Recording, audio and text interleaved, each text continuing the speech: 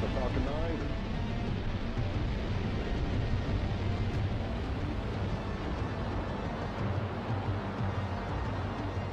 And there we have the Dragon in range of the space station.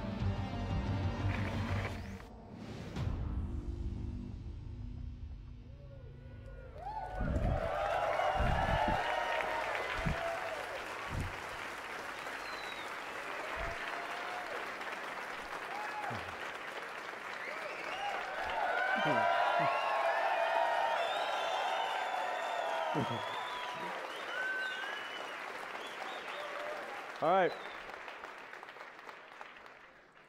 Welcome, everybody, to Hawthorne, headquarters of Space Exploration Technologies. We're here to unveil Dragon version 2. Dragon version 1 is right above your heads. In fact, this is the first Dragon spacecraft that came back from orbit. And you can see the scorch marks on the heat shield, the thrusters that are fired. It's a real spacecraft. And I'll tell you a little. I'll start off by telling you a little bit about the Dragon version 1 before showing you Dragon version 2. And when we first created Dragon version 1, we didn't really know how to create a spacecraft. We'd never designed a spacecraft before. So while there are a lot of interesting technologies in version 1, it does have a relatively conventional landing approach. So it throws out parachutes to land in the water off the coast of California after it comes back from the space station. And it does have a life support system, but not one that can last for a long time or carry a lot of people. And so it's a great spacecraft, and it was a great proof of concept. It showed us what it took to bring something back from orbit, which is a very difficult thing to do. Usually when something comes in from orbital velocity, it burns up in a big fireball. So, but going from Dragon version 1, we wanted to take a big step in technology, really create something that was a step change in spacecraft technology. And some important characteristics of that are the ability to land anywhere on land propulsively. So that's one of the things that Dragon version 2 will be able to do. So you'll be able to land anywhere on Earth with the accuracy of a helicopter, which is I think something that a modern spaceship should be able to do. And it'll be capable of carrying 7 astronauts for several days. It has an improved version of our Pika heat shield, and it's all around, I think, really a big leap forward in technology. It really takes things to the next level. So with that, let's see the Dragon version 1. We're going to do the countdown here. All right. Oh, Dragon version 2. T-minus 10, 9, 8, 7, 6, 5, 4, 3, 2, 1, 0.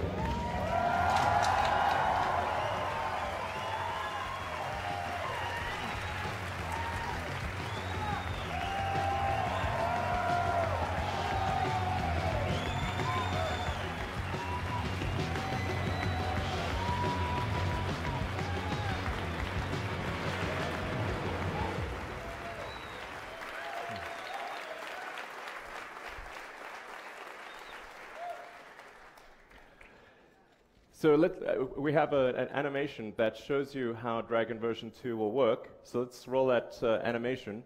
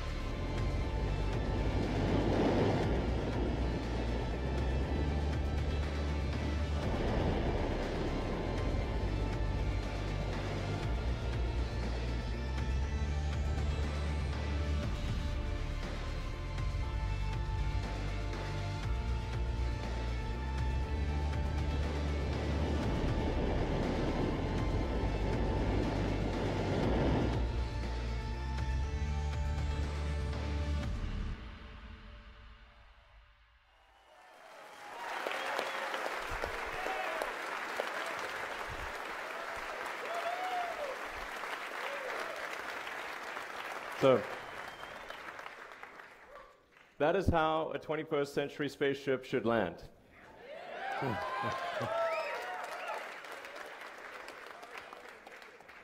A few other things. So I'm going to talk about some of the hardware in Dragon, some of the technologies. We're going to roll those out.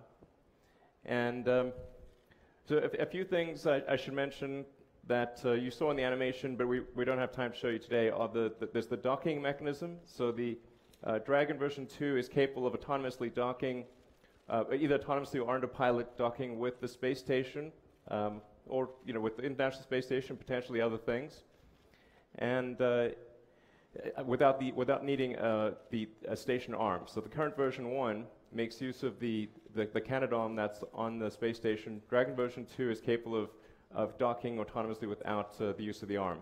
So that's a significant upgrade as well.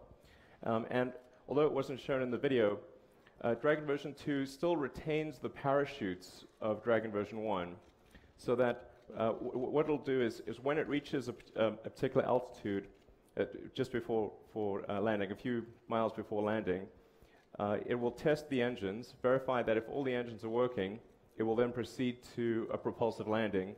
If there's any anomaly detected with the engines or the propulsion system, it will then deploy the parachutes to ensure a safe landing, even in the event that the propulsion system is not working. And even after starting the propulsion system, it can afford to lose up to 2 engines and still land safely. And then after the engines are started, it deploys the landing legs for a soft landing. And so the reason that this is really important, apart from the convenience of the landing location, is that it enables rapid reusability of the spacecraft. So you can just reload propellant and fly again. This is extremely important for revolutionizing access to space, because as long as we continue to throw away rockets and spacecraft, we will never have true access to space. It will always be incredibly expensive.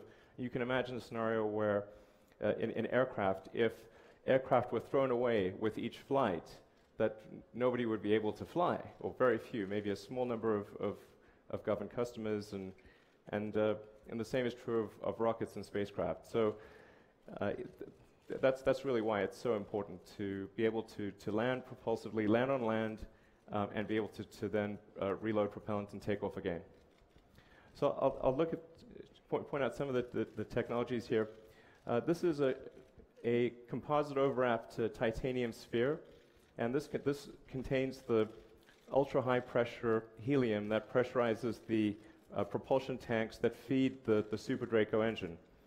This is the Draco engine, which is a maneuvering thruster, and this is essentially the same as the one that's, or very similar to the one that's on Dragon version 1.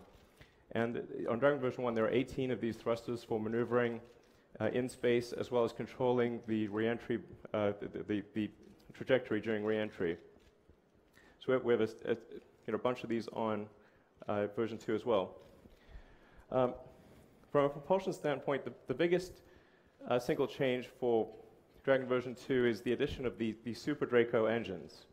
So this is really a super-powered version of the Draco engine, whereas the Draco engine produces about 100 pounds of thrust. Each of these engines produce 16,000 pounds of thrust. So hence the super.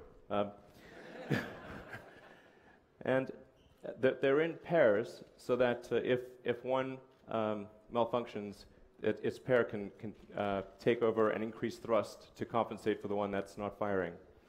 And each one is in a protective shell, so if anything goes wrong, it's contained within that protective nacelle. This is also will be the first fully printed engine. So this is it's printed Inconel, which is a special high-strength alloy, and it'll be, like I said, the first time that a printed rocket engine sees flight. And then this is the propellant tank. A whole series of these spheres are around the perimeter of Dragon V2, and these are also carbon overwrapped titanium, and they feed the Super Draco engines, which are operating. The Super Draco engines are operating at a chamber pressure of about 1,000 psi, and fed from these series of propellant tanks around the perimeter. And then we also have version 3 of the Pika heat shield. So the base heat shield is the third version of our heat shield technology. The first version obviously flew on that version 1 spacecraft up there, and we're now about to fly sort of version 2 and version 3. And with each one, we're able to make the reusability of the heat shield better. So it ablates less as it enters, and so we're able to get more flights. So that's Dragon version 2. Although it'd be nice to go inside, but for that we will need a comically fast set of stairs.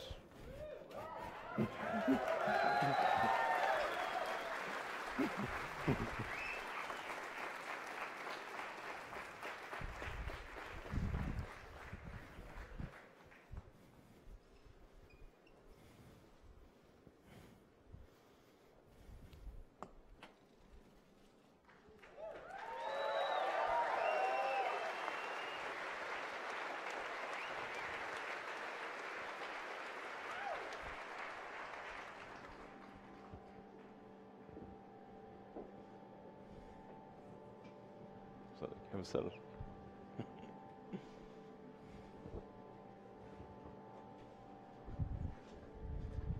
So I'm sitting here in the pilot seat.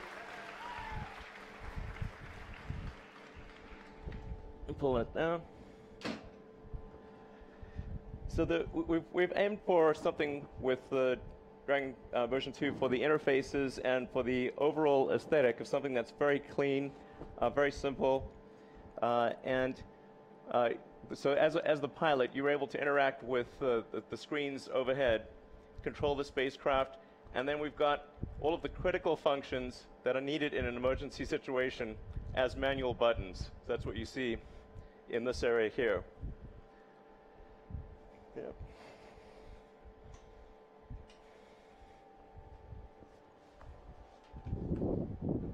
Oh, sorry. A little unwieldy. No.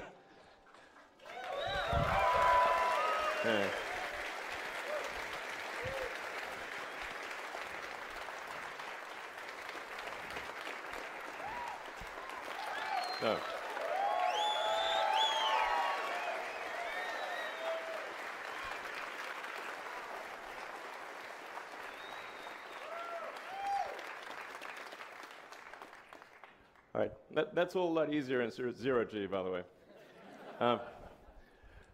So there you have it, Dragon version 2, capable of carrying up to 7 astronauts, propulsively landing almost anywhere in the world, and something that's designed, as I said, to be fully reusable. So you can fly this multiple times, allowing for potential dramatic reduction in the cost of access to space. Thank you.